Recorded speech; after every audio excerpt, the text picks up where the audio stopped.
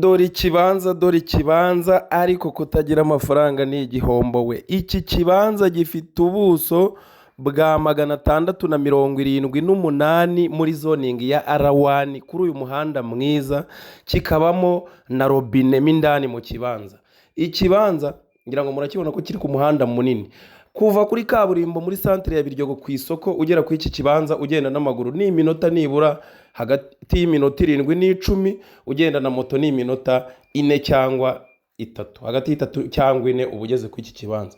Ngira ngo murakibona kirimo robine, dore ngiyi ni ikibanza kinini cyane, ubuso bwa 678 muri zoningi nziza cyane ya R1.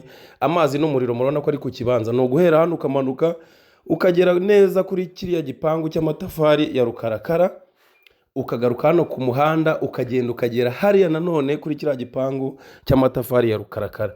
Bangukana miliyoni 11 z'amanyarwanda, nazo zishobora kubamo n'utuganiro dukeya.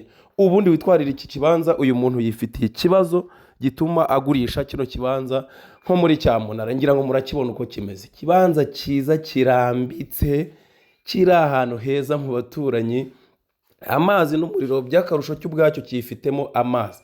Miliyoni 11 n'ibiganiro hano byakunda, ukiturira hano Bugesera Mayange, ahazwi nko ku giti cy'inyoni cyangwa se Kiruhura muri rusange.